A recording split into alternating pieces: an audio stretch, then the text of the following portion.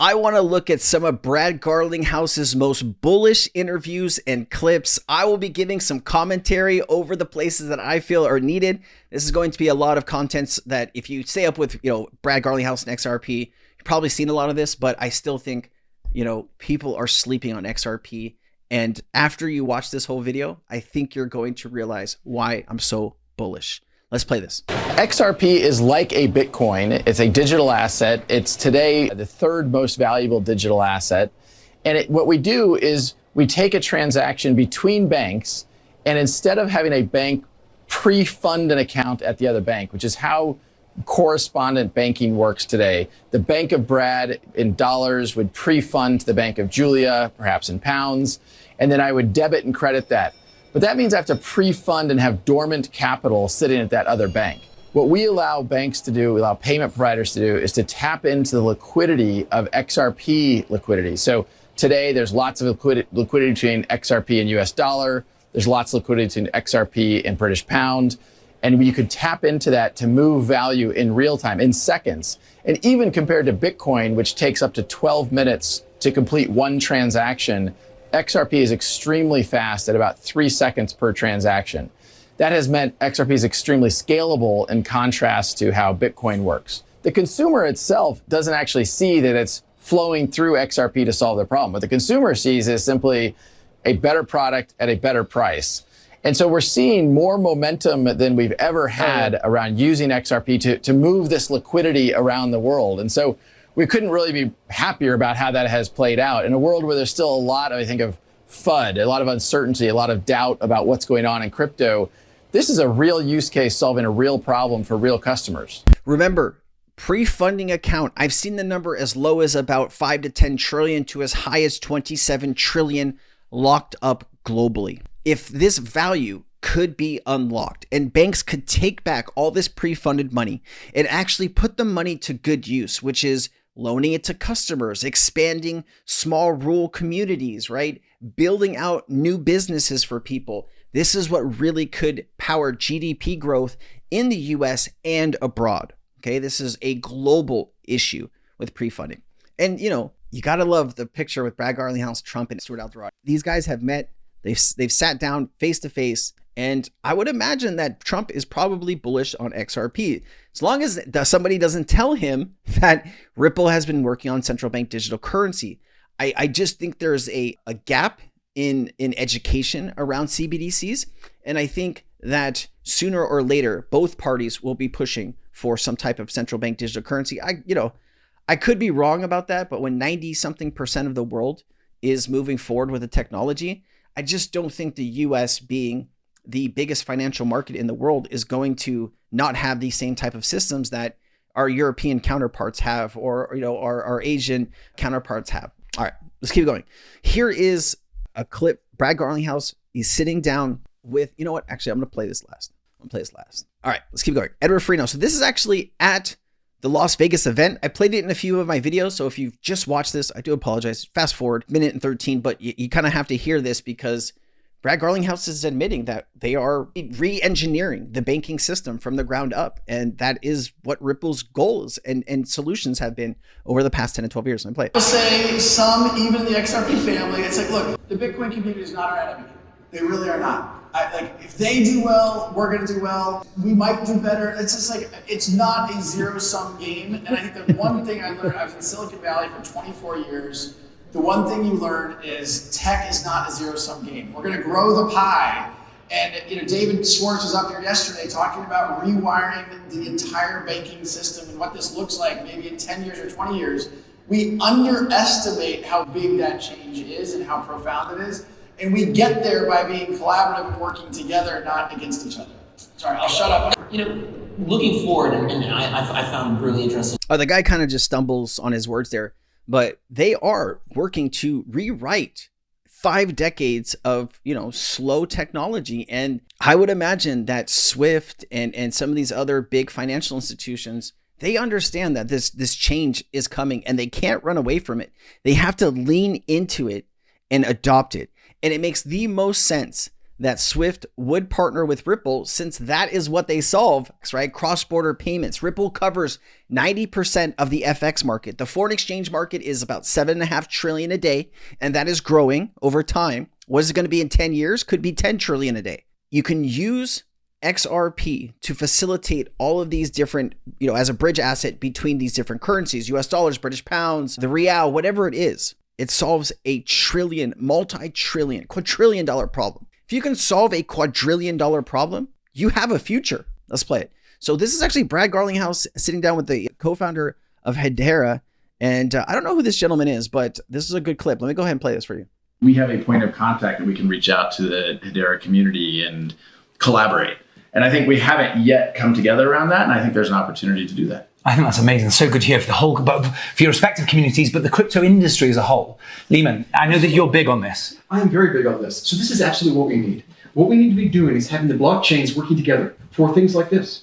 So when we identify scams, we should inform each other, inform the exchanges, and be working together as an industry on this, and to educate people and to find other ways that we can deal with these problems because it affects all of us. Yeah. And it's so holding all of us back. It's holding all of us back, right. And so we aren't just independent. We really are together. Yeah. And so I love that. And we've been doing decentralized recovery, which is another thing where we're working together. And I just think we as an industry have a lot of common interests that we can use to make it be useful to the rest of the world. And that's what we need to be working on. For sure. I do think if you charted the impact of tribalism over time, is it waning or waxing? Waning. I think it's waning in our industry. Yeah. No, when I realized, I don't know which one it was. Going down. Yeah. And so that's very, very good. But I think the more we can do to accelerate that, I think more often than not, we agree. And frankly, I think for Ripple's, the experience we had at the SEC in the lawsuit, part of that fight was for Ripple. Part of that fight was the whole industry. And I think it demonstrates that if we can kind of think about the broader community, the greater good, that can have a really positive impact for everybody. Let me ask you a question. Where would we be in the crypto market right now if Ripple hadn't fought those 4+ years? If they didn't stand up for the crypto market, you and I, and say, hey, enough is enough. We're not going to let you walk all over us. It's done. We're tired of it. I just don't know. I don't even think we would be this far with regulation and adoption if not for, all of the screw ups that the former SEC had, right? Those were very public. You got to imagine that Congress and people in the Senate were looking at that, wondering what the hell are we doing? All right. This is a clip from a long time ago. You can see that it's a long time ago because Brad Garlinghouse has a full head of colored hair, right? And as he's aged over the years, it has gone a little gray. I'd imagine all the stress from all the court stuff is got to be weighing on you. Imagine 4 years of having a court case weigh on you. I just don't even know what that would do to me or even you. All right, let's play this. I believe this is when Brian Garlinghouse is sitting next to the IMF. Let me play it. Here in Singapore, I believe you get paid once a month. In the United States, you get paid once every 2 weeks. Yeah. Has anybody thought about why you get paid once a month or once every 2 weeks? It comes down to the friction of payments. And if we can remove the friction of payments, why can't you get paid every day? Or even more crazily, why don't you get paid every hour or every second? You could have a stream of value showing up in your whatever repository of value. Now, why you need to get paid every second, I'm not sure. But I do think there's a lot of dynamics that have been built around getting paid every 2 weeks or getting paid every month. And as we remove the friction of payments and make that dramatically easier, I think you're going to see secondary and tertiary effects that are very difficult to predict, just like we couldn't have predicted Grab 20 years ago. Crazy stuff, man. Crazy stuff.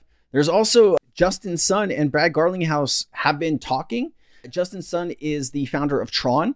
90% of China stablecoin, buys and sells and things like that are on the Tron network. I have seen some information that looks like Tron and RLUSD might be coming to Tron, and that could serve a huge part of the Asia market, which is great. XRP is listed on nearly 700 exchanges globally. This is from my team. Let me play it. Measure of that is how much liquidity is there, because the more liquidity there is on more exchanges, the more useful the overall XRP ecosystem is for every individual participant. So certainly eToro and, again, I've known Yoni for a bunch of years, and their support of and advocacy around XRP has been important for sure. We're fortunate. I think XRP is listed around 600 or 700 exchanges around the world now. And, we work within our products, as your kind of questions about, We work with some exchanges around the world to actually enable the enterprise onboarding, offboarding, kind of what some people call the last mile, the ability to intersect with that traditional financial infrastructure remains important, and certainly the eToros of the world and driving liquidity and frankly just helping educate, like events like this, helping educate people who are interested in the ecosystem about what's going on, I think is very valuable. We need more kind of top tier exchanges like eToro out there. All right. Liquidity is a very important step. This is also the same Brad Garlinghouse sitting next to the IMF director. This is the gentleman that was in charge of, he was the top lawyer at the IMF. I can't remember the exact thing. His name is Ross Leckow. Let me play this. You want to take one? Go for it. So this is after they spoke and gave speeches. They're answering questions from the audience. One of the first questions here, Brad reacting to. This is like one of my favorite clips in the world. The first one's for you. IMF. Do you see IMF holding crypto assets in the future? I did not put that up there. Remember, I'm from the legal department. I'm supposed to be very conservative about these things. I don't want to go into great details about Maybe I should take what the IMF do. I think we stunned Ross into silence with that one. For that to happen, okay, under the current legal framework, some country would have to use a crypto asset as its currency. Interesting. What country, right now, do you think could benefit from using XRP as its main currency? Wouldn't that be interesting? There's still, I think, too much, up and down and movement. But hey, you never know. I wonder, could you create a new country? You buy an island and then this island's your new country and then you can adopt whatever laws. Could we just do that? Could we just bring the XRP community together, buy XRP Island? And that is the currency of the island. And therefore, we have fulfilled those obligations. All right. Here's another one. Brad Garlinghouse. XRP was the second most valuable digital asset before the SEC stepped in. Let's play it. Yeah. So what's affecting the price of XRP has been the SEC. People forget, frankly, before the SEC got involved in the crypto markets, XRP was the second most valuable digital asset, ahead of ETH. And then the SEC got involved and said, hey, we think ETH is probably okay, and ETH went up. And then they sued Ripple and XRP went down. This is not how our government is supposed to work. We're supposed to have a level playing field and have equal opportunity. We shouldn't have our government picking winners and losers in this regard. We think in the long run will prevail and that'll sort itself out. But for now, it's frustrating for the community. And I liked the way you characterized it, for the XRP family. Listen, Brad Garlinghouse believed from, years ago that they were going to get through it. They were going to win. And, he was right. Just cost him, a few $100 million, but he was right. All right. Last clip. This is kind of what sets it all off. What I want you to imagine here is when you look at crypto projects, what you're trying to do, there's so much risk involved with crypto. And, you get less risk as you move up to the top 50, top 15, top 5 tokens. XRP in the top 10 or top 15 is the greatest bridge asset in the crypto market with the most liquidity. The IMF is looking at the technology. The BIS is looking at the technology. Countries all over the world have been looking or are moving forward with Ripple's central bank digital currency technology, connecting everybody on the shared ledger. Because it requires capital to get it there. Our view of the future is you don't have to have this pre-funding, and instead you can use a digital asset to have global liquidity on demand. Now, we build upon a tech stack, an open source technology called XRP. XRP, originally was built by some engineers who had seen some of the flaws of Bitcoin and the challenges of scalability around Bitcoin. Where Bitcoin today, per transaction basis, it's rather slow and rather expensive. XRP is very, very fast, about 1,000 times faster per transaction and 1,000 times cheaper per transaction. The other dynamic, of course, of correspondent banking is some of the more quote unquote exotic currencies, exotic corridors have been left to kind of stand on their own. And the liquidity in digital assets could be applied to actually make that much more democratized and a level playing field. Ripple's vision from the beginning really has been to apply these technologies in the same way that TCP/IP and HTTP are the technologies underpinning the Internet of Information. These blockchain technologies will be the underpinnings of an Internet of Value, where we have connected devices, we have connected information that will allow payments to flow. And as Norman was describing, if you're a large corporation moving $100 million, that's one thing. If you're you're a freelancer working in the Philippines doing design work for a company in London, and you want to get paid $30 or 30 pesos, Philippine pesos, that's not a transaction that can easily be enabled. And in fact, for the companies that enable that, they require the freelancer to set up an account, and they don't actually pay it out until there's roughly 1,000 USD sitting in that account, and then they would pay it out. XRP, Ripple and XRP can help reshape the way value moves around this planet. We need to keep paying attention to the efforts of tokenization, because this is where I believe real value will come from. Also, stablecoins. The more stablecoins that are created on the XRP ledger, that they will, every time there's a transactions, will use XRP to facilitate that gas for that transaction. If we can start doing trillions of dollars a day in transactions, this will in fact bring the price up. And that is really what a lot of people are looking for. Bitcoin, Ethereum, XRP, these are the assets that'll probably still be here in 5 to 10 years. Be careful with everything else. I mean, I think HBAR is cool, XLM and a few others, but once you get like past the top 100, there's a lot of crypto companies that do not have the cash flows or anything to push their project another 6 months or 12 months. Before the bull market will be over before you know it. And then we will be back into a bear market in the crypto market. Whether that's 6 months from now or 12 months from now, it's going to happen.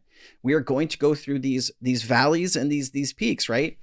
And you want to be selling on the peaks and then buying back when you dip into the valley. That is what I've been told by so many people. And, taking profit actually works if you do it. Talk with a financial advisor. Make sure you have a plan for all of this stuff, knowing when markets will start to turn. And I hope you enjoyed this clip from Brad Garlinghouse. A lot of really cool content. Man, I would love to interview Brad. Still on my dream board.